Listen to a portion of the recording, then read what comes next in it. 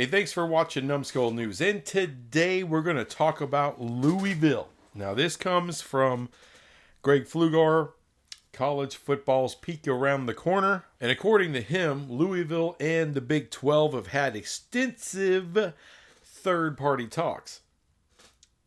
Now, why does that make sense? Well, let's kind of break it down a little bit. We now know, like for real, ESPN can opt out or just not opt in to the deal going 2036 with the ACC, which means that deal is up in 2027.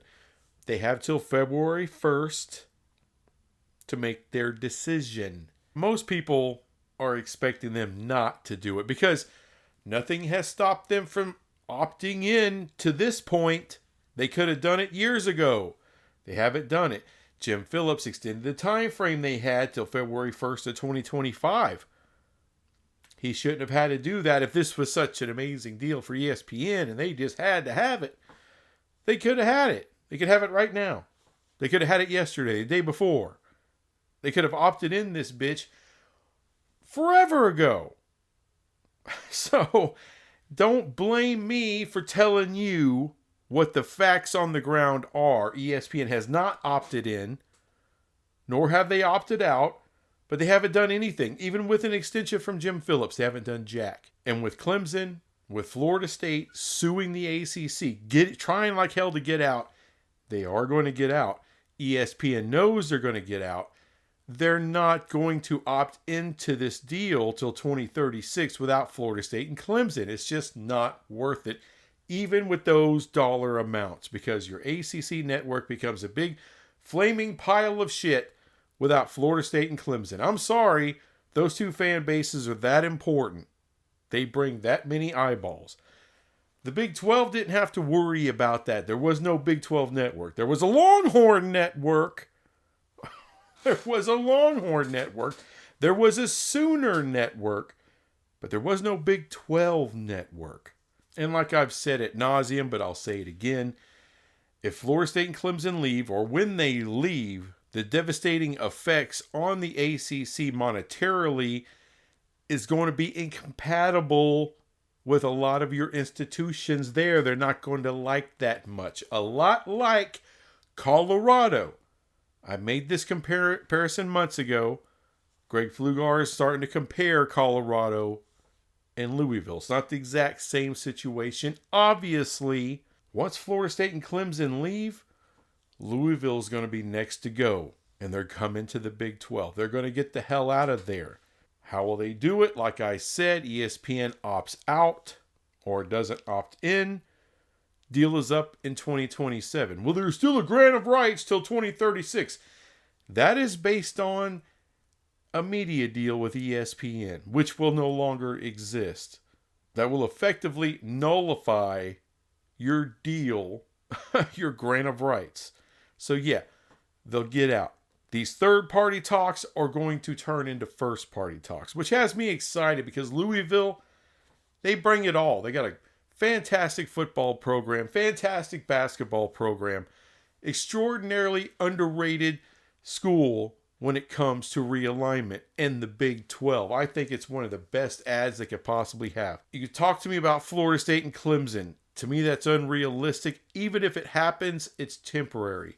Miami, they could very well come to the Big 12 as well. That's way more likely than Florida State or Clemson. However, still could be temporary, especially if a Super League kicks off. Miami is probably going to be part of that. So this so-called tip of the spear, if you will, I like to use some of Greg Flugar stuff. He uses some of mine, damn it. So I'll use a few of his little taglines here and there. Would Colorado be that tip of the spear? Well, not overall in realignment or ACC stuff, but to the Big 12, yeah. Yeah. As far as teams coming to the Big 12, they would be that proverbial tip of the spear. After that, here come more phone calls, other teams, more first-party talks. At that point, you're talking NC State, Virginia Tech, and I've been saying it for a long time. UNC, Virginia? Yeah. Yeah.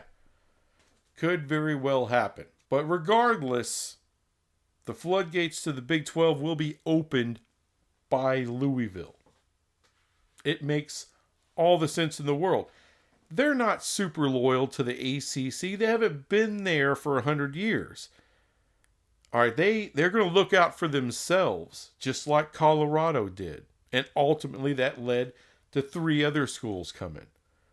This time, I think it'll be more like 6. Because ultimately, in the Big 12, 24 is the floor. And other people in the media starting to wake up to that. This isn't going to stop at 20. It's going to go on past that. It has to with the Big 12. It has to. You have to consolidate the best Tier 2 brands that you possibly can. You've already gotten the best 4G5s in the conference. You got the best Tier 2 brands out of the pack. And the ACC has got a lot of fantastic and geographically fitting, unlike Oregon State and Washington State, which are way the hell up there. All apologies to those guys. But you got all these schools that are right around West Virginia. It kind of works out. But all the stars are starting to line up for the Big 12. This league has to become a monster. At least a Tier 2 monster, if you want to call it that. That's fine. We need more TCUs. We need more Utahs. We need more Oklahoma States. Send them all here. Gather here. Because that's how you solidify your future. Media rights, whether private equity. If there's a super league. But let's bring it back down here to Louisville. They know the writing's on the wall once Florida State and Clemson leave.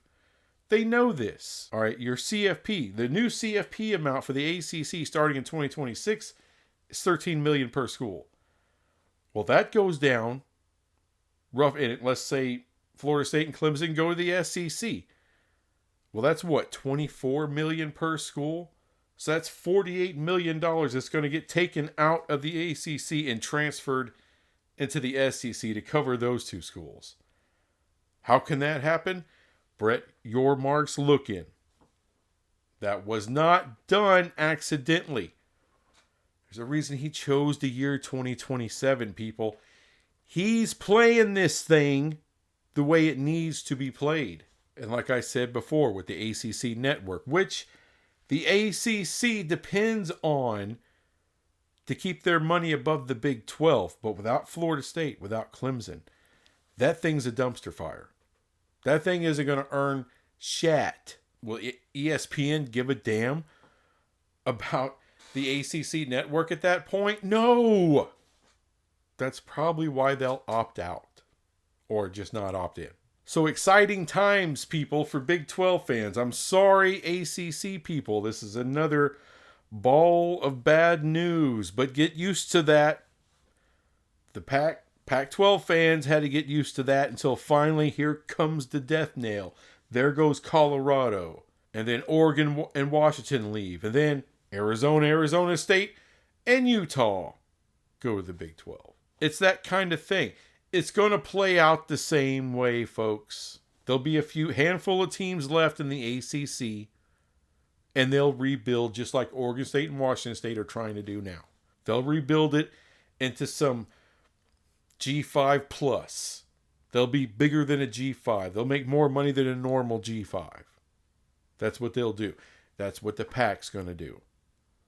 But there's going to be quite a gap between whatever that ends up being and the Big 12. Just like there's a gap between the SEC and the Big 10 and the Big 12. There's going to be layers to this.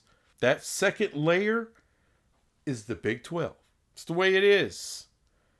That's the content everybody needs because there's only so many blue bloods. There's only so many premium matchups on the Ohio State versus Michigan level. But below that, Louisville versus TCU, Louisville versus Utah, Louisville versus Oklahoma State. That's a nice get. That matchup would get, any of those matchups would get really good ratings. It won't get the Ohio State versus Michigan ratings. But damn, nobody does.